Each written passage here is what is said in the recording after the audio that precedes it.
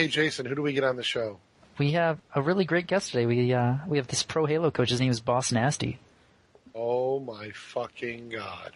Can't stop the train, baby. Woo!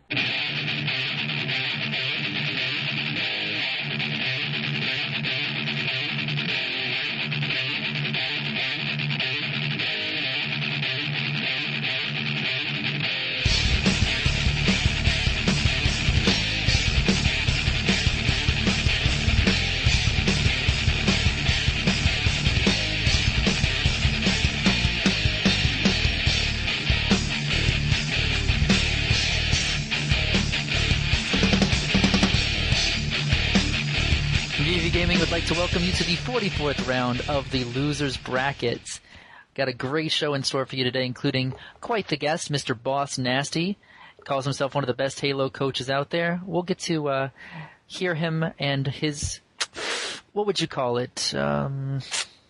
Unique view? There we go. His unique views on the world of coaching and competitive gaming in just a little bit. But first, Jerry? Well, thank you. Esports news this week. First off, I want to welcome everyone back. Hope you had a good Thanksgiving. December is here. The Christmas shopping season is here. Speaking of which, if any of you buy a SteelSeries product from Amazon.com or Newegg.com, I encourage all of you to be sure to leave a review. I think you'll be very happy with their products, so make sure you leave a positive review. For those of you that are on the VV Gaming forums, we're going to be doing a drawing for the people who have left SteelSeries reviews from our forums on Amazon.com or Newegg.com, and they will be winning $, which allows me to talk about the VVV economy.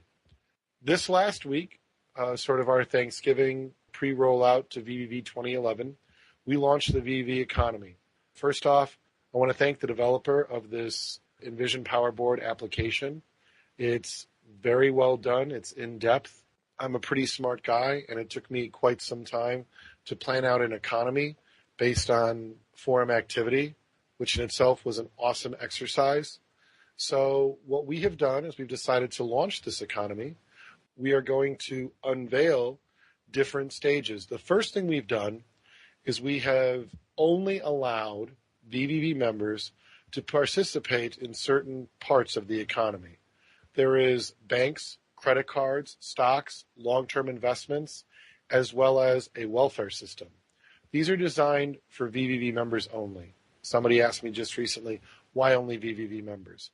Well, because we're the ones who grant someone VVV status, and this prevents people from creating 5, 6, 7, 8 accounts trying to use the system.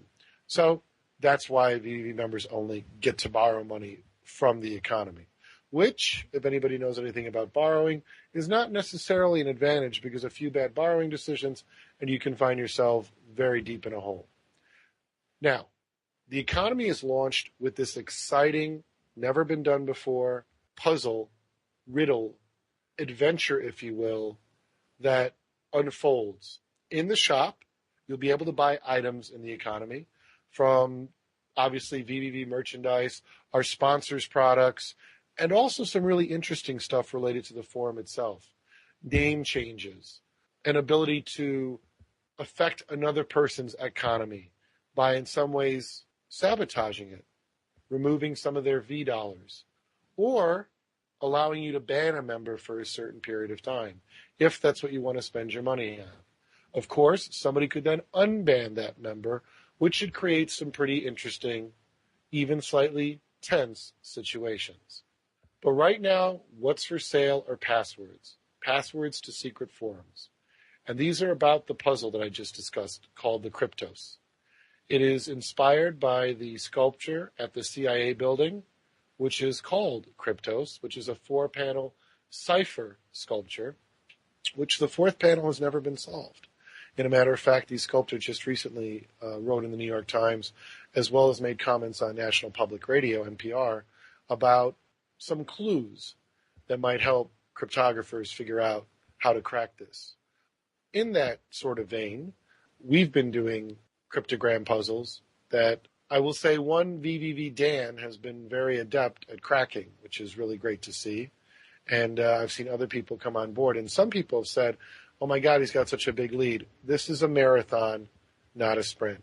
So pay attention. A lot of things will be unveiled here on the VVV economy, and I guarantee you it's probably one of the funnest forum activities. So far, the response has been awesome. The forums are humming. People are talking about it, and I'm really curious to see where this adventure leads. But so far, so good. All right, well, that's enough about the economy. But Christmas is around the corner. Ryan, take it away. Christmas is around the corner, and guess what else is around the corner? WoW Cataclysm. Jason, I hear you know a lot about it. Go ahead. Yeah, sure. For all you MMO players out there, Cataclysm is looking to be a pretty big deal in the world of WoW. In fact, just last week, Blizzard released a new patch 4.03a for World of Warcraft, which completely changed the entire world. The antagonist in Cataclysm is one of the old characters from Warcraft 2, Deathwing, who has burst out of Deepholm from the middle of the world and reforged the entire face of the world. Blizzard used this as an opportunity to recraft the entire world, to get old content up to date, to match the quality of it with their newer material. So, really cool time for anybody that used to play WoW to get back into the game since the entire world has changed. Will we be seeing it as a PvP competitive title in the future? That still remains to be seen, but considering MLG's cushy relationship with Blizzard, we could possibly see it. I would put some money on it, probably. I would say we'll probably see it online only. That's my guess. That's definitely a possibility. Along with WoW coming out in December, for those MMO players who, like myself, don't want to have anything at all to ever do with World of Warcraft, Rift, which is going to be featuring both a dynamic questing system where actual live events happen in the game.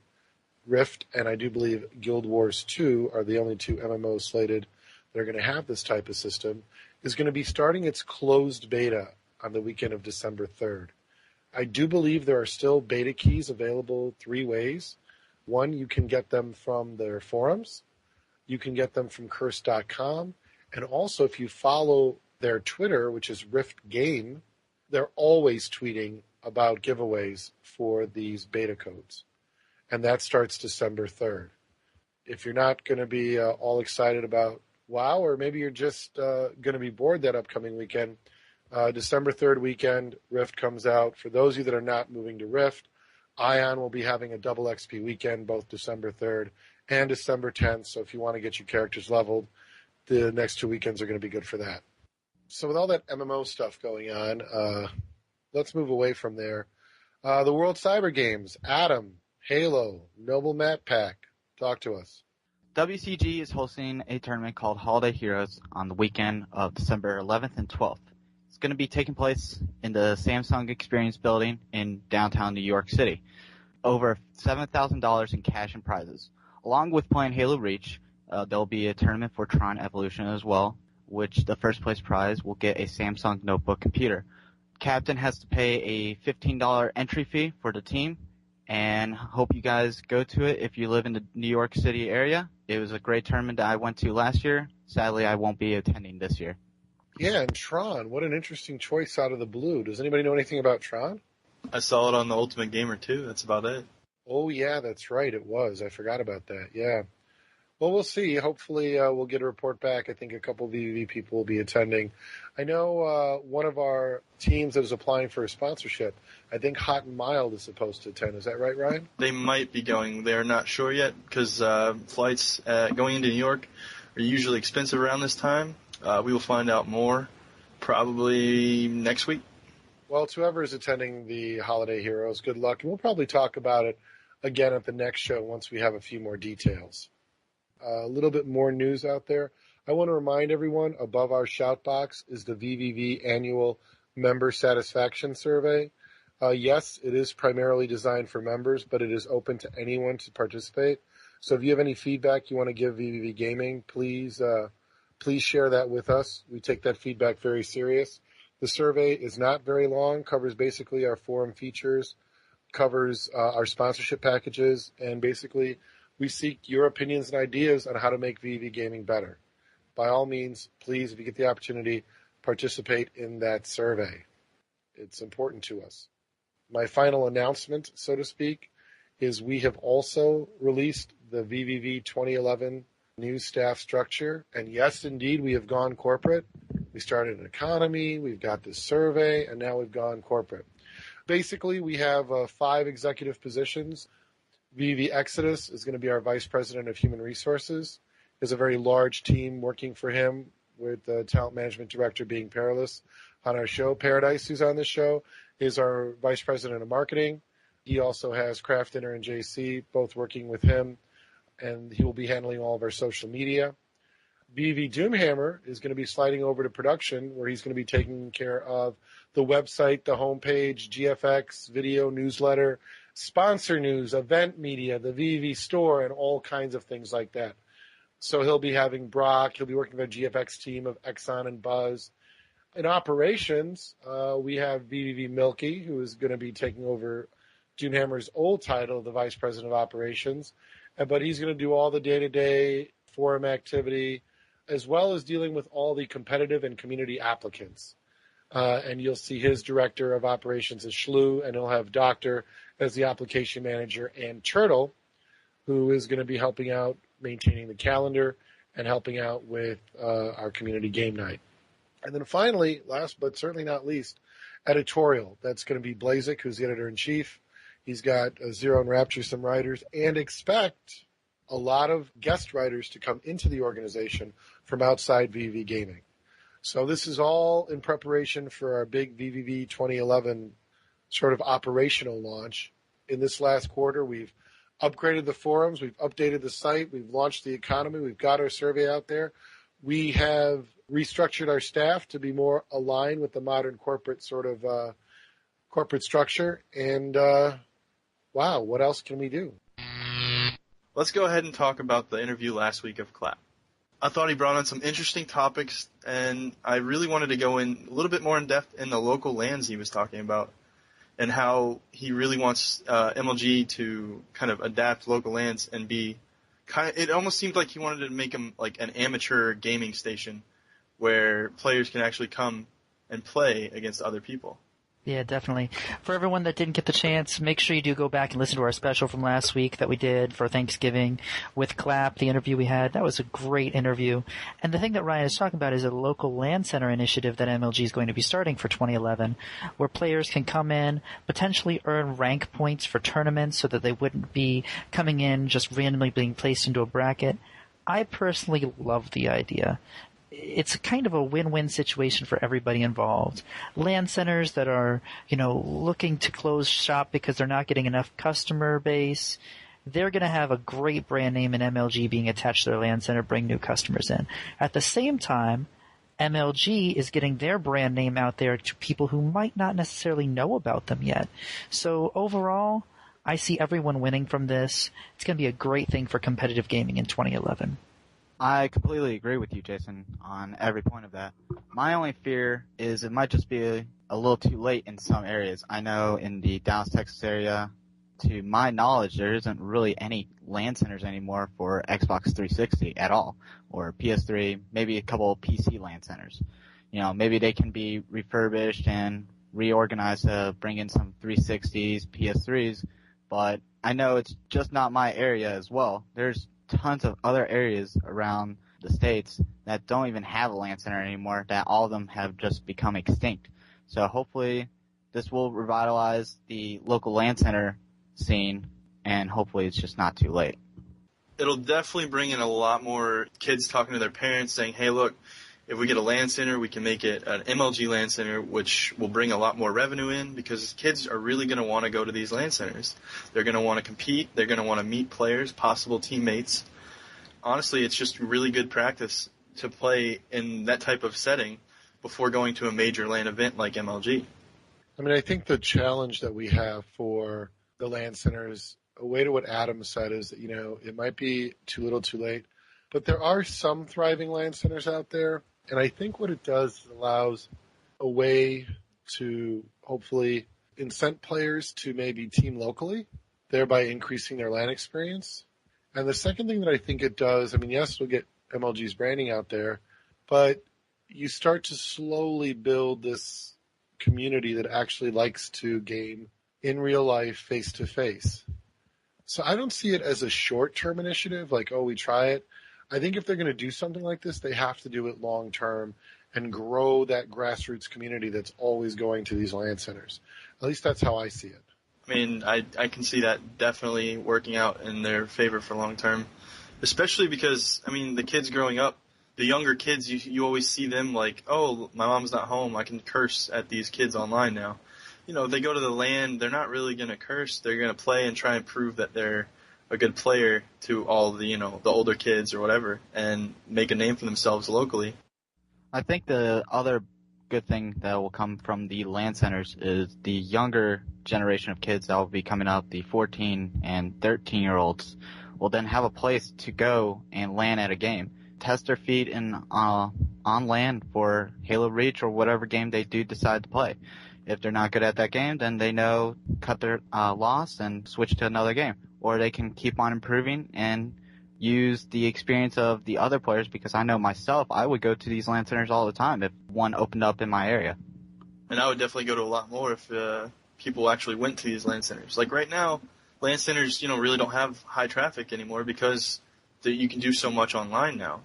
What kids fail to realize is, like, the competitive part of this, of gaming, mostly competed online, yes, but the real money comes from the LAN events, and it's a little different of a game when you go play LAN than online.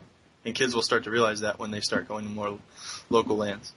I think we also want to be careful that I think we make a lot of assumptions about whether or not LAN centers are popular. I think there are LAN centers that are popular, but I think they're few and far between. I think that's the problem. But you know what? You know, I hate to say this, but we don't want to really talk out of our ass because we don't know what's going on in all kinds of different locations. I do, just by knowing the competitive community and seeing, you know, outside of NJ Halo, which I hear all the time, or something in Orlando, the LAN center escapes me, I really don't hear a lot of other things.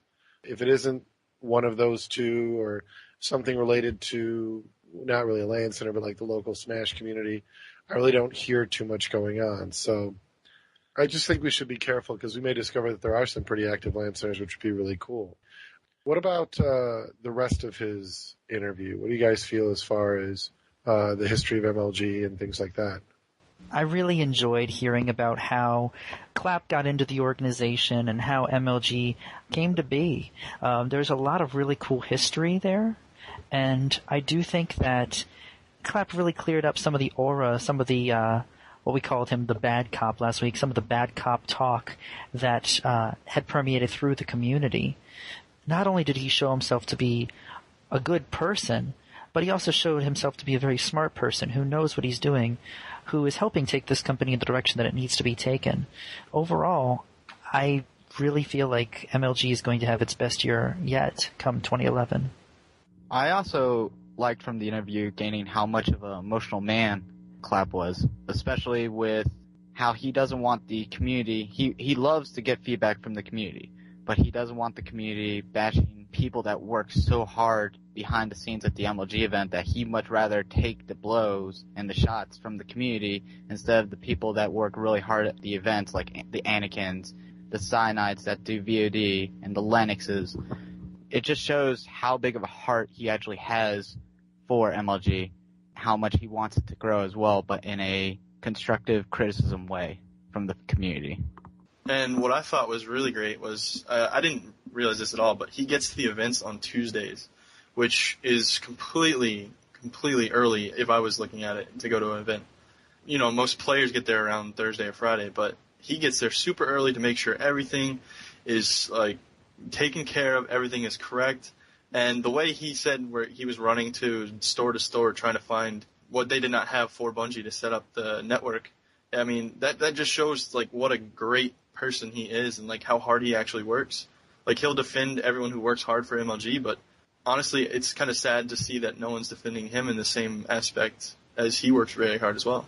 Yeah, I mean, to be fair, I think that one of the reasons that Sundance, I think, encouraged him to come on the show is because I think Sundance and the team sees a side of him that you really can't see through a forum. I think our show was the first time a lot of people got a chance to actually hear and get a perspective of who, you know, MLG Clap is, who Adam is as a person. I thought it was very interesting to hear his story about making career decisions around Major League Gaming, not going to law school. I think that says a lot about that organization. We could very easily just say, he's a company guy, he just kind of totes the line. But I think what Adam just said, the heart is there. He made it quite clear that he will defend these guys who work so hard. And hopefully all of us can take a step back and, one, be thankful that Sundance has reached out and really given, I think, really great direction to his staff to really listen to the community. And Adam made a good point to say they were always good at it, and somewhere in there they got too busy, they got away from it, and now they're coming back to it. And I think that was really great to hear. I've said it before and I'll say it again. If gamers are really savvy, I think at the end of the day they'll come to the same conclusion that, we had come to, and what I've said before, MLG really is probably our last best hope for there being a great competitive gaming environment in the United States, within the next 5 years. If they go away, it could be a decade before we ever came back to it. So, I think any gamer who enjoys competitive gaming, as long as they're willing to listen, as long as they're accepting constructive criticism, as long as they're helping entrepreneurs grow, and as long as they're investing, and it looks like they're doing all those things, we can't ask much more of them. It was great to have Adam on the show, and really appreciate it. Look forward to probably seeing him back here sometime next year. Today we have a really special guest with us, and this is Justin Boss Nasti Silva. He calls himself one of the best Halo Pro coaches out there. Justin, welcome to the show. Hey guys, how you doing? Thanks a lot for having me. It's an honor to be here. Awesome. We're really happy to have you as well. So for those that do not know who you are, can you tell everybody a little bit about yourself and what you do? As a lot of people who may have heard my name around the community, or I guess possibly just around the internet, like I got introduced as, my name's Justin Boss Nasti Silva. I'm a professional gaming coach, player, commentator. I pretty much do anything and everything you could possibly think of that has to do with the gaming industry. Started off probably just as normally as a lot of people did, as far as getting Xbox Live. Ended up finding out about it during the Halo 2, or at least when that scene kind of started up when I was a freshman in high school. And I guess you could say my upbringing was a lot different than the majority, if not possibly every other gamer's upbringing out there in the competitive gaming scene. I ended up initially participating on a game for the original Xbox called Conquer Live and Reloaded. A lot of people kind of know it as the squirrel game, so to speak. And amazingly enough, but what a lot of people don't know about that game is that it was played very highly competitively on game battles during, their kind of initial startup. I want to say this was back in 04, 05, I want to say. The reason that I say my upbringing was very unique and very different was due to the fact, granted, this was 6 years ago. I'm 20 now. I'm going to be turning 21 here on December 6th. And this was over 6 years ago. Amazingly enough, when I first got involved in competitive gaming, I ended up initially trying out for this team back in the day on Conquer. And the team I played for was called No Radar.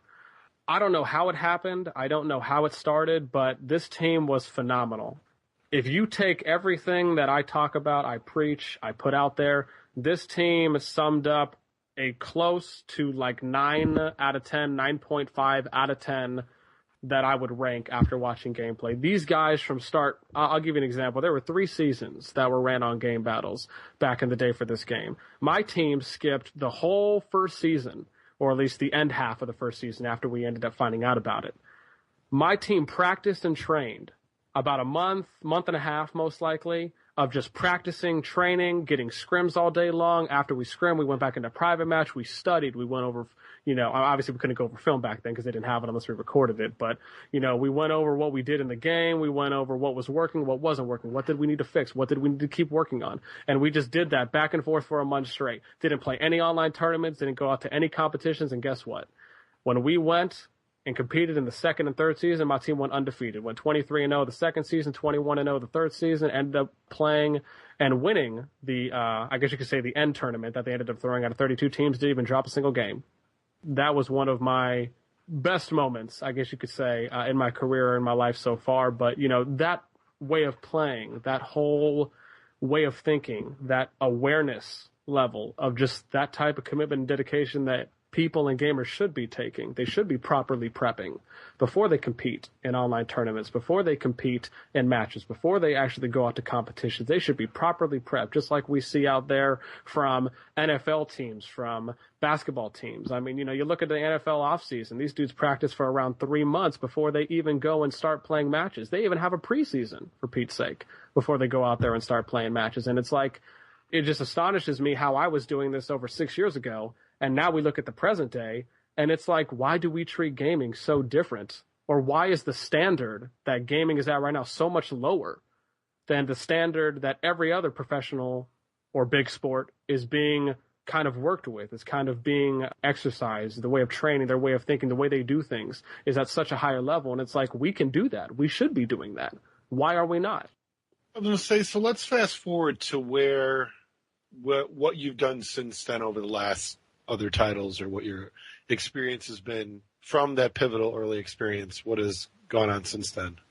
I would say after that, I ended up getting into Halo 2 after that, probably like the majority of people. Then ended up playing Rainbow Six Vegas 1 competitively. When that came out, definitely moved over to Vegas 2. Ended up competing and playing Shadowrun professionally. Loved that game. And then ended up playing Call of Duty 4, probably as a majority of people did. Then ended up continuing onwards to Modern Warfare 2, touched World at War for a bit, but, a lot of people knew the competitive scene really wasn't that big for World at War. Unfortunately, didn't really touch Gears. I played a lot of competitive RTS games on the PC and the 360. Ended up competing in Civilization Revolution, Halo Wars, Tom Clancy's End War, Lord of the Rings, Battle for Middle-earth 2. Pretty much any good RTS game that came out for the 360. Played some competitive Age of Empires when that came out, and Command & Conquer on the PC. So, strategy games and shooter games are really my forte, but I think that would probably sum it up. And then obviously now, as I have Reach and Black Ops, and then also did dabble a bit in Halo 3. As far as being a coach is concerned, what would you say is the most successful team that you've brought to a LAN final or anything like that? I'd probably have to say I ultimately have not. Actually, unfortunately, haven't had the opportunity yet to actually fully prep and fully coach a team to that point of where I would actually consider and actually want to take a team to an event. I will say, though, that if we're talking about a team that has successfully done something after the partial amount of time that I've coached them for, I do have one team, and that team is UFB, or Unfinished Business. They ended up changing their name to Team Victim when they went to go compete at the Halo Reach exhibition in Dallas, which I also attended as well and watched them a bit. I didn't coach them at this event. I ended up coaching this team for about 2 weeks, probably a little over a week and a half. Pretty much did everything with them. Came up with the strats from beginning to end, schedule, taught them how to position an angle, anything that you could see. Actually, amazing enough, before I even get into that, I actually have a list that I have here. I have to always have my stuff open. And there's like 9 things that I do for my teams. And number one, before we get into that, hold on. Before we get into that, because I don't want to stray too far from where we're at. Why did you not end up coaching this team in Dallas? Well, unfortunately, I didn't end up coaching these guys at Dallas. I actually made a whole YouTube segment about it where I talked about exactly why. But unfortunately, they were just having some personal issues. And a lot of these guys, on top of it, I guess before I talk about that, is that they only were putting in about 20 hours a week. And my minimum recommendation or standard for coaching teams is 40 hours a week. Now, you would probably sit here and wonder, why did I make an exception for this team? Unfortunately, I guess you could say I made an exception for them is because this was probably the first team that I met that seemed as though they really wanted to put forth a serious level of commitment and dedication, and that they were a little farther along, I guess we could say awareness-wise and individually skilled-wise than probably the majority of other teams that I've attempted to partially coach. Real quick, just before we go too far, I want to get a feel for something here. Don't you think somebody who's going to want a pro coach is going to ask about someone's sort of resume and experience? And in this particular case, at the end of the day, you're saying, well, I really don't have any? Oh, no. I'm saying I have a lot. I'm saying that, if you want to look at my resume, you can go read my guide. I can tell you right now, out of curiosity, have you or anyone here had a chance to read my guide to competitive shooters that I've written? We've looked at your website quite extensively before we had you come on the show, from why to sponsor you to other things, and I still think that doing something is different than, I think experience is often critical. Somebody says, if you want to hire you for a job or do anything, they're going to ask for your resume. What have you accomplished, right? How do you know your ideas, when you put them into practice, actually work if you don't have any evidence of them working? Does that make sense? Oh, no, I do have evidence. I was actually going to explain that real quick. Was that my team, Victim, when they went to actually go compete at the Halo Reach exhibition out of 256 teams, granted, like I said before, I only coached these guys for about 2 weeks. Now, during this 2-week period, I was only able to prep them about 10% for 2 of the Team Slayer game types and about 5% for one of the other Team Slayer game types. Now, they ended up going into this event, like I said, partially barely prepped. I mean, I showed them so many things that they could do. Like I said, I created their strategies from start to finish. Only, like I said, once again, for only 3 out of the 7 game types that they were competing there at MLG. For the rest, they just kind of had to, I guess, rely on their own personal instinct. But they were partially prepped, if not decently prepped, for these 3 game types. Even though when I was watching them, unfortunately, they were kind of, not really sticking to the plan altogether too much. But when they ended up going to compete at this event, they ended up placing 36th or 37th, I want to say, out of 256 teams. And granted, that's 1% of what I can actually do for a team. So if you take 1% of what I can do and I'm already placing a team top 40, I mean, I'm pretty sure that's all the evidence I would need. Don't you think, as somebody, that there would end up being a credibility issue? Because someone could say, your example is, one, you only have one example, so there's no consistent performance. And of course. The second problem that you run into is that you are saying that the reason that they got where they did is because of me. Well, I mean, it's a team effort. It's not ever because of one person. Well, no, of course not. But people need to understand that there is a clear difference between a coach and between players. The point of a coach is to coach and to transfer knowledge and experience to those players to develop skilled athletes. That's the point of a coach in any sport. So why is it different in gaming? It's completely incomprehensible how it's different in gaming. I think that's interesting. I think one of the reasons it's different in gaming is because there really aren't that many people who can claim that they've successfully coached teams, to be honest. Oh, it's not that. It's just because they don't know how to do it. It's because they're helpers. That's why. But you're missing the point, right? No matter what, if someone's going to say, I want to hire you to do a job, they're going to ask what makes you qualified to do that job. What is your experience? And I'm not disagreeing with you that there aren't bad coaches out there. There are. Oh, I'm not calling anyone bad. No, you just said they were bad coaches. Remember, you just said. No, I did not say they were bad coaches. I said they're helpers. Okay, well, if they believe they're a coach and you're calling them a helper, can you see where that would not be being a good coach, therefore a bad coach? Oh, I'm not saying they're a bad coach. They're just not qualified to be a coach. Not being qualified to do something doesn't make you bad or good. It just means that you're not qualified. What qualifies someone to be a coach, in your opinion? I'll tell you right now. Like I said, I have my list. There's 9 things that I truly believe you have to be able to do. And these are now granted, these are things that every other professional or head coach does in any of big money sports, basketball, football, etc., continuing onwards. Number 1, I schedule the team for times they get off or when they get on, for when they're practicing, for when we're taking breaks to eat, everything. A lot of people may think that seems basic, but that is a necessity. Number 2, I create mental fitness for the team. I create exercises, training techniques, things that can train their mind to allow them to focus instead of relying on instinct, as the majority of gamers do when they end up playing. So that's an interesting perspective. Give me an example of something that would be under that category that you would use. Like an exercise example, like something I would do for them in the game? Okay. Right. An example would be, for example, are you familiar with the map Sanctuary? I am. For Halo Reach. Okay. Are you familiar with the car side Sanctuary, where the carbine spawns, 2 of the sticky nades spawn right behind that kind of turn up there under that side bridge? It's on the right side of Sanctuary. Now, an example is, let's say I put someone there in car 2. An example of them maintaining their focus, meaning that they're aware of what's going on and they understand what they need to do for that position. One of those things is what I would do is I would have 2 or 3 people play out a situation. Now, it can be their teammates or it can be other people that I bring in, whatever it may be. Preferably it's their teammates, just so we can kind of work internally. And what I'll do is I tell them, okay, you have 3 target areas that you have to check. You have to check your flank, meaning across the open field, over there into your courtyard, or over there on the snipe ridge. You need to check your secondary flank, which is somebody coming in, which is somebody coming on the inside of that wall from their courtyard or from their sniper side, if they're hugging that inside wall and trying to come in. And number 3, you need to be checking their open. And number 4, you need to be checking their courtyard or their, I guess you could say their hut. But primarily, I usually only have them do a 3 or 4 target area check for when you're playing a position, because you have to always watch your flank. You have to know what's going on. And the best way to do that is to see what's going on. That's the point. You have to be able to see what's going on the map in order to have that real-time information, in order to update your team, in order to make effective call-outs, in order to position yourself, in order to push up. You have to be able to adapt very quickly. Absolutely. So what I'll do exactly is I'll have the exercise? Well, like I said, the exercise itself is that I'll have one person or I'll have 2 people play out a certain. What they'll do is I'll usually have, I guess, I'll give you the simple one, is I'll have one person on the opposite team and I'll have them come from a certain area. What'll happen is I'll have them either come from, like I said, I'll either have them come from that second target area, that first target area, and they have to call it out effectively.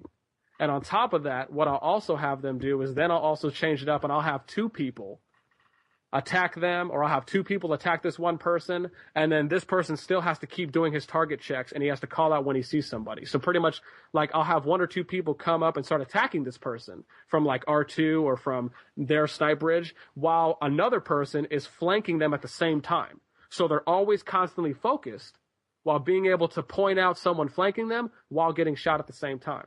That in itself builds mental awareness. That's just one example. There's other things that I do. But so you as the coach, where are you when this is happening? Oh, I'm watching from a overhead perspective, or from I mean, you can do it in Forge. Usually we do a lot of stuff in Forge just because I can watch them from an overhead perspective and I can see everything that's going on in the map, being able to be aware of everything that's going on so I can make sure everyone's doing their job. I can point out hits and then I have them rerun it over again. It's all about consistency. If you can't repetitively do something, you can't execute it in the game.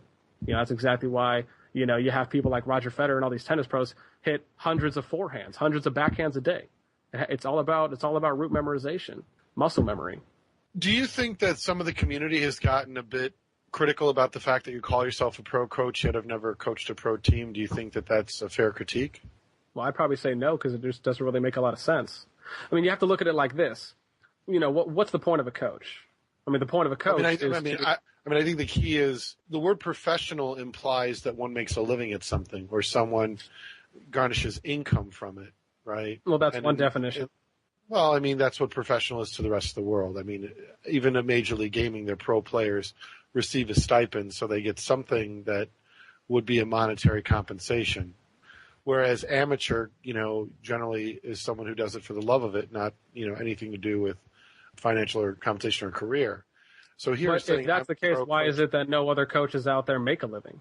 But that's what you're saying. But that's what you just defined it as, right? As you said, a pro coach is somebody who makes a living off it. But why is it that there aren't any other pro coaches on the MLG circuit that make a living? Well, because I don't think there are. I mean, I think that's just the state. No. But that's your definition, though. But that's what I'm saying is that if that's your definition, why is it that these people have titles that don't compensate for your definition of it? It doesn't make any sense. What people are you referring to? You can't claim that if they're not doing it. Okay, listen. What you just said was that you said that if you're claiming to be a professional, whether it's a coach or player, whatever it may be, you're implying that you make a living or you live off of whatever for yourself. You make a living to support yourself financially. Correct. So this is my question then. Why is it that none of the other coaches on the MLG, none of these other pro coaches who actually have the title of a pro coach, and granted, this is just MLG. MLG is just one league. They don't set the standard. They're just one league. Hold on. With their own personal definition. But they don't make a living. The answer to your question is, if you're talking about Major League Gaming's professional definition, and I mean, this is something we've talked to Sundance about on this show, is even Sundance has conceded, well, maybe, I regret that we ever called it that, implying that, it was a bad choice. But it's because those coaches have coached professional teams that have landed in the professional bracket. It is something that Major League Gaming dubs them because they met the qualification of coaching a professional team by MLG's, definition of a professional team. So I guess what I'm saying is you don't fit the general standard definition, nor have you ever coached a professional team to MLG standards. You follow what I'm saying? Well, I think what you're trying to say is that I haven't had the opportunity yet, like I've already said. Is that it has nothing to do with that I'm not able to. I clearly am able to. I just haven't had the opportunity. I'm a nuclear engineer. I know everything about nuclear energy. But you know what? I just haven't had an opportunity to actually operate a power plant yet. But trust me, I'm a great power plant operator. Right? It just doesn't seem to work with the way the world functions. You know what I'm saying? But the difference is that you can prove that to the world. You can prove that you could work a nuclear power plant through your knowledge. I'm not sure nuclear power plants say, sure, Jerry, come on board. I want you to come, prove yourself. I don't think it quite works that way. Well, no, I mean, obviously you'd have to apply. You'd have to go through the necessary channels. But in order to do something, you have to know how to do it, right? I mean, I can't go ride a bike if I don't know how to ride a bike. I can't go kick a soccer goal if I don't know that I have to kick the soccer ball in the goal, right? It's all about knowing it. I mean, it's just basic common sense knowledge. Everyone knows that. But knowing is you have to know how to do something. But listen, let me explain. You have to know how to do something before you can gain experience in it. You have to gain experience before you can acquire results. So I already know how to do all these things. I don't need the most experience in it because I know how to do it. You're missing the point. To say I know how to do it is something that you believe. Credibility comes externally to the person. So just because you say it does not make it so, right? It's just like somebody saying, I'm an expert in anthropology. Well, we'll dub you an expert in anthropology once you receive your PhD. You follow what I'm saying? Like there's a process by which somebody gets the credentials for what they're doing. It would seem in your situation that it would be best to say, I want to be a professional coach. I'm working toward being a professional coach instead of coming across as I already am something. Does that make sense? Well, I say it because I am. But I'll explain to you, and I'll even give you a further definition just so I can prove what I'm saying to be even more right. Do you know the 4 things that all the coaches on the MLG circuit do? According to you? No. No. According to everyone. According to just what they do. Because I know what they do. Not only have I referenced and I've sourced out to hundreds of people, but I've actually been and attended these events, watched these coaches very carefully, and have listened to what they have said. And I have been able to form a consensus through numerous amounts of research and supportive evidence. And trust me, I know the 4 things that they do. And everyone else agrees with it. There isn't one person in the world that could disagree with the 4 things that these coaches do. But I'll tell you anyways. Number 1, they time dirty weapons and power whips. Number 2, they're there for minor callouts, even though the majority of them don't even make callouts. Number 3, they are there to pretty much hype up or be a cheerleader or stand behind them and create some motivation, even though the majority of them don't even do that. Number 4, some of them may actually watch VOD. Now, granted, I'm only mentioning the 4 things that actually benefit the team, but the majority of them can't even implement this VOD on a big impact for this team. And the number one reason why one, I agree with you. Nobody disagrees with you. 2, and I think this is where the difference comes in. That's true. That's absolutely a problem. But I'm not saying it's a problem. I'm not saying. It is a problem. It is a problem because what it does is it's actually a huge problem. It's something we've talked to Sundance about on this show, right? Is that the problem that it does is it dilutes what a coach does. It gives the false impression of what a coach. Exactly. So it is a problem. But what is lacking, and something that I've talked to Major League Gaming about, is establishing what has to happen. It's just like players transfer knowledge to each other and pro players are developed. So it is that there needs to be some kind of credentialed system to establish who is a coach. So until there's a standard set, the problem that comes in is that whether Boss Nasti says he's a pro coach, or Triple X says he's a pro coach, or Spike Mouth says he's a pro coach, there is no credentialed body to determine or evaluate someone's coaching effectiveness. Do you follow what I'm saying? Well, not really, because I am setting the standard. That's what I'm doing. I don't mean to sound over-conceited or overconfident. I just know what I'm able to do, and I can do it. What you're doing is you're marketing. That's hype. That's not truth. Truth is, Boss Nasti, show me your results. And you don't have any. So but you have to understand, you have to be able to do these things before you can acquire results. I can sit here and I can bring in hundreds of people into this chat right now that can literally sit here and tell you that I can do every single thing that I say I can do. And then what would you say about that? But that doesn't bring results. That doesn't show me the place. But you have to understand the opportunity has to be given to produce results. No. Now, the opportunity itself is me having the chance to actually sit here and acquire 4 players that are willing to make the same level of dedication and commitment level that I am, and we're all on the same page. Then I'll be able to acquire results. I can't just pick up 4 people on the top of a leaderboard list or whatever it may be and sit here and, turn these dudes into ballers overnight. It doesn't work that way. I'm sorry. Nor am I implying that it would. I'm not saying that. What I am saying is that when you call yourself a pro coach, right, which you do, why you get the critics you do, and why I think you'll also have trouble finding people is that when you're presented with the ultimate question, what are your results? The answer is, I don't have any, but I know I can do it. Except I do have results. I just told you one result. Most people shoot for a lot higher than like 37. Trust me. Oh no, but I want to explain to you something. My one result is more of a result than any other coach out there. Well, I'm going to disagree with you because I have coached before. My first introduction to coaching would be 2007, and our team won VV Division 1. So I can turn to anybody and say, there's my result. And by the way, we took second after that. Your team acquired that. You just tagged along. And I don't mean that in a negative way. I'm not trying to sit here and No. I'm just saying that anybody. Hold on. Whoa. Look at what you just did. Hold on a second. Look at what you just did.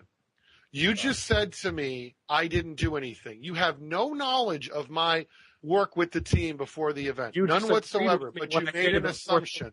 No, I didn't make an assumption. You agreed with me. Those 4 things that every coach does. You didn't say, except me. You said everyone. You agreed to me 60 seconds ago that you agreed that every single coach out there does exactly that. Now, if you would have said, except me, and you would have provided me with what you did, then yeah, I wouldn't have responded the way I did. But you agreed. Therefore, you are included. I said MLG coaches in general. You can go rewind and listen to yourself. I specifically choose my words because I think before I speak.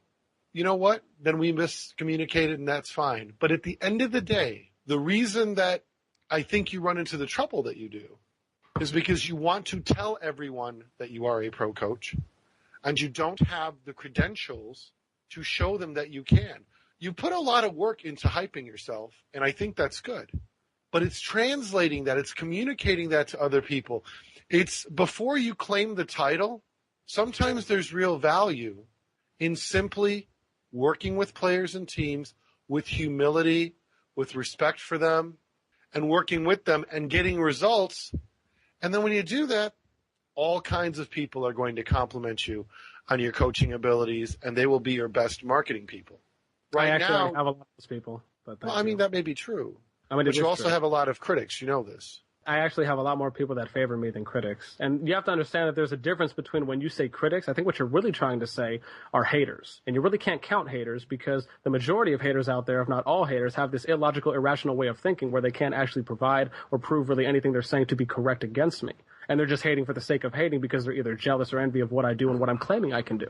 Because everything I claim I can do is a fact. I'm not going to sit here and say that, I can figure out how to stop global warming. I don't know shit about global warming. Excuse my French, but I don't. I'm not going to sit here and talk about something that I don't know what I can't do. Let's back up a little bit. Tell us a little bit about you outside of gaming. Are you in school? Do you work? Tell us a little bit about your sort of who you are. I mean, I graduated high school back when I want to say back in 2008 or when I was 18. Like I said, I'm 20 now. I'm turning 21 early December. And pretty much throughout the whole high school, year for me, or at least life, I was gaming a lot. I ended up playing on the ODP soccer team, which is the Olympic Development Program. That's the highest level you can play as a junior. I ended up playing for them and played competitive soccer all the way through I was 4. I ended up getting involved, played some competitive chess. I love strategy games. That's just my thing. I ended up playing some competitive tennis, ended up breaking some records for track and field and cross country when I was in middle school. Continued that a little bit through high school. I mean, very athletic. I still play tennis to this day. Not as much as I'd like, but I still do. And I'm not going to college just because I don't need to. And how do you sustain yourself? Do you work? Do you stay with parents? How do you sustain your living? For me, I ended up moving out of my father's house in Castro Valley, California, which is just outside San Francisco when I was after I turned 19. I just wanted to go out on my own and go do my own thing. I ended up moving to Phoenix, Arizona. I think I want to say when I was 19 and a half. Ended up getting a job there working for the Census Bureau. I was making like $17 an hour, worked full time, even did some overtime. And pretty much whenever I got the chance, I was gaming. So I was pretty much gaming like 65 hours a week and then working the other 40. So I was pretty much 24/7, like 7-Eleven all the time. And then I ended up living in Phoenix for about a year. And then I ended up moving here to Tallahassee, Florida, where I'm currently residing and living now. And ended up moving out here for gaming opportunities like I did as well in Phoenix. And unfortunately, the things in Phoenix just didn't work out with one of my friends that I ended up going out there for as well. And then I ended up moving down here to Tallahassee, and I've been living here ever since off the money that I saved up. I don't like to spend my money. I like to save it. And who are you living with, friends or? I'm living with my good friend Gray Sadler, that I'm rooming with and living with him in his house. and I'm just always hanging out here in the office pretty much every day. I'm pretty much on 115 hours a week, 16 hours a day, doing what I do. I noticed on your website you have the apply to live in the gaming house. Is that where you are now? Is the place you want to have this gaming house? That is actually a phenomenal. I'm actually so happy you brought that up because, amazingly enough, I had this big thing that I wanted to try and talk about. Like I said, I thank you for asking about it. Yeah, I'm doing this opportunity right now where I actually just got done talking to my sponsors. Now, are you familiar with TVA, Team Violent Apprehension? TVA, not off the top of my head. No, what is TVA? TVA is this Call of Duty clan that primarily the majority of them are based out of Seattle. And they run this Call of Duty. They run this thing called Call of Duty ClanWars.com. It's like this Call of Duty LAN thing that they run out in Seattle every couple months. And they actually get a pretty decent sized turnout, at least 100 people, 200 people, if not more, from the last kind of pictures I've seen of the tournament that they run out there. But anyways, the co-leaders, the co-founders of TVA, one of the guys' names is TVA Steptoff. His name's Stephen Toff. Great guy. He's one of the sponsors that I'm talking with. His partner, Brian, I unfortunately do not know his last name. I kind of feel bad. I actually ended up presenting this idea. There's this one guy in the community, his name's TVA Vibes, which a lot of people know. And I'm good friends with him. I actually used to, or was potentially going to coach his team back in the day. So Vibes has always kind of known about me, and he's always been aware of the stuff that I do and how I've never changed the way I am. I've always stuck to the same routine. And he ended up watching my video that I had on my YouTube channel about this whole 5 gamers moving out to Seattle, Washington to all live in the same house and pretty much have me coach them for 2 to 3 months until I prep them, and then all they do is start going out there and competing in every single tournament humanly possible in order to make a living gaming. Yeah. Who would pay for the house? Who would pay for you guys to like eat and stuff like that? Who would do that? Well, that's actually the great thing about it. I actually just today got confirmation from my sponsors that they are going to fully fund the whole opportunity. All I have to do is just your sponsors? My sponsors is TVA Steptoff or Stephen Toff and his partner Brian. They both are like millionaires out in Seattle. They own businesses and nightclubs, so they do very well for themselves, and they're very involved in the gaming community. And after talking with Steven, after I got hooked up from Vibes, he's the one who made the introductions for me. So shout out to you, Vibes. Do appreciate it. And anyways, I ended up having a conversation with him on Monday is when I first initially was able to talk and sit down with Steven and just did a follow-up with him. And he gave me the go-ahead, gave me the confirmation, said he loves the idea, said he's all for it. His business partner was loving it. He was real anxious and excited when he first heard it, and he gave me the go-ahead. So all I have to do is find 4 people that are 100% committed and dedicated and that really want to make the commitment to move out there, and everything will be fully paid for. House, utilities, rent, I mean, anything you could think of, gaming gear possibly, will be fully paid for. Everyone will move out there. I'll train and coach and prep the team 2 to 3 months, depending on how, fast progression occurs or how fast everyone's, keeping up. And then after they're prepped and I feel that they're ready to go out and start competing, then we'll just go out and start competing in every tournament possible. WCG tournaments, MLG tournaments, West Coast LANs, National Gaming League tournaments, any big tournaments that are going on, we're going to be competing in every single one you could probably think of. And on top of this program and idea is most likely going to end up being turned into a TV show, which I can tell you right now, every single gamer would want to watch. I mean, what gamers wouldn't want to watch a team starting out from the beginning and progressing all the way through the stages, having to deal with real team issues, having to practice and train, having to do everything that the majority of these other teams do, except, it's just not hands-on, and they get to go with us to every single event. They get to see this team progress and make a living gaming. Well, Boss Nasti, I want to thank you so much for being on the Losers Bracket, sharing your perspective and talking about that. I want to wish you the best of luck with all of that. Thank you very much. I definitely appreciate the opportunity to be on here with you guys. It definitely means a lot. All right, Jason Adam Ryan. Wow. I don't know. Did he seem almost religious to you guys? Like he believed what he believed and there was no way to bring in logic or anything like that? What did you guys think? I really felt like, even from reading his site, I felt like it was like a cult thing, it was just weird. I don't know. I know I'm not drinking that Kool-Aid. Here's my opinion on this, and strictly this is just my own. I think he's got potentially the right idea, but he's going about this the entirely wrong way. If you read his site and read into some of the things that he says that teams should do, he has some of the same ideas that we've talked about incorporating in the past. Unfortunately, the way he goes about trying to achieve this, well, I don't even know if that's the right way to say it since he hasn't really brought a team to MLG. But the way he has mentioned trying to achieve this, it's completely going to push anyone away that would potentially have the opportunity to do this in the future, to show these results. As much as he'd like to believe it, having one top 40 finish definitely does not a resume make. I felt like this was, he's young, so there very much seems to be a sort of whatever is said he will interpret into his world structure. So like it becomes semantical. So when you say to him, but you haven't done anything, it's like, well, I haven't had the opportunity. But you haven't done anything. You're just changing it around to make it seem as if, just because I don't have the opportunity. I even thought the arrogance about like, I don't need college. I thought, what? Are you kidding me? The effect academics has had on my life, that has to come from a position of ignorance, Definitely. I'm going to school now, and I'm going to definitely disagree with that because everyone, in my humble opinion, needs some kind of higher education besides high school. Another thing I wanted to add, though, is like it seemed like everything he did or said or anything, he did it competitively, and that was you noticed that too.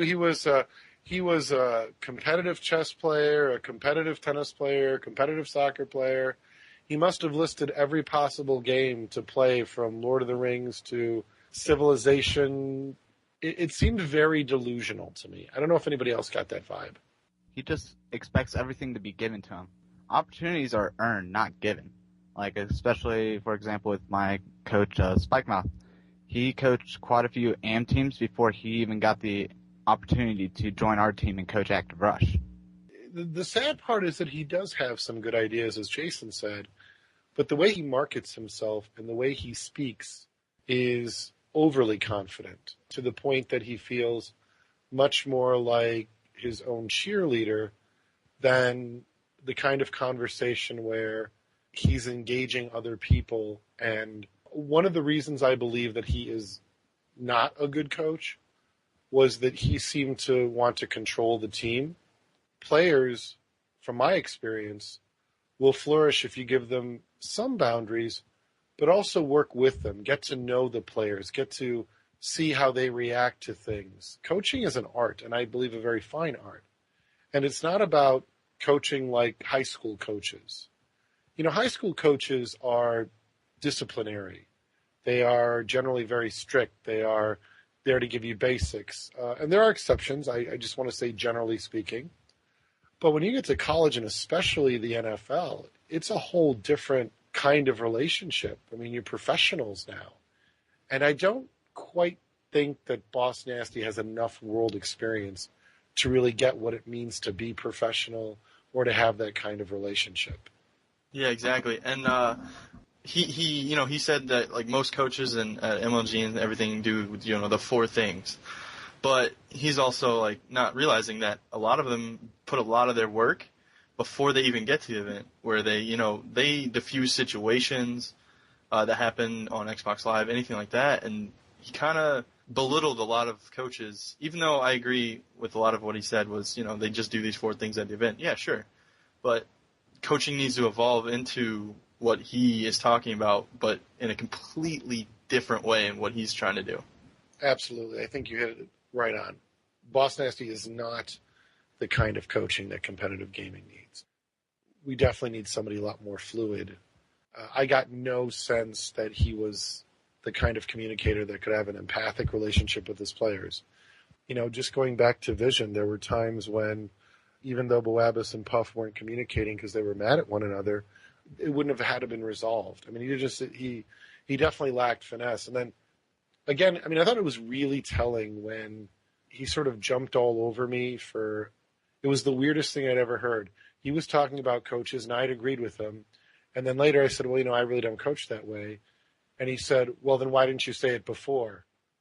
No, he said, why didn't you say, well, accept me or something like that? Yeah, well, just because I didn't say that, I have some, it's something really weird, right? Like, I almost feel like he's been like so, like, as you can kind of tell by the history, right? He moved from place to place to place. You sort of get this feeling like somehow he's always been I don't know, either accused or criticized and even when I said his critics, he was like, well, they're haters.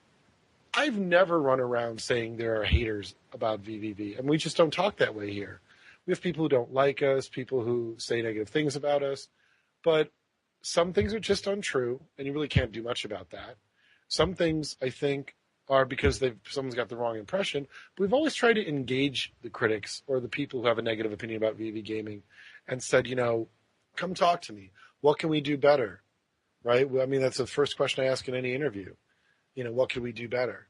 And the only time people don't engage us is when they really don't want to sort of share their opinion, or sometimes I think they don't feel that they really have solid ground down and they know they're going to probably end up exposed, or those kind of emotional decisions. But in this case, I don't have critics you're confusing with haters. Again, it looks like some definition. Because I say it is, therefore it is. It's like really weird. Not a great vibe coming from him at all. Oh, I did want to add one thing. I was a professional porn star before I came to BBB. Yeah, exactly. Like, that was like me saying, yeah, that's a great example, Ryan. Like, I'm a professional porn star. What porns have you been in? Well, I mean, I didn't get the chance, but, I was a competitive porn star. Thanks again for listening to the show, guys. 44th round of the Losers Bracket is coming to an end. Want to throw a big thanks to the VV sponsors, SteelSeries, Control Freak, MusicSkins.com, GamerLogos.net, Custom Inc. Thanks, guys. Please, if you do get the opportunity, above our shout box we have a link. Go help out SteelSeries. Throw up a review on Amazon.com or Newegg.com for one of the products that you own of theirs. You'll be entered into a drawing where you can win some V-dollars for our VV economy. We'll announce on the show next week who wins the drawing. Thanks to the VV community for your constant feedback and support. Be sure to stop over at our podcast homepage, vvgaming.podbean.com. Also, you can subscribe to us on iTunes. That way you can follow both of our shows, Directional Influence and this one, The Losers Bracket. Feel free to email us at thelosersbracket@vv-gaming.com, or you can also follow us on Twitter. There we are known simply as Losers Bracket. Have a good one, everybody. Take care.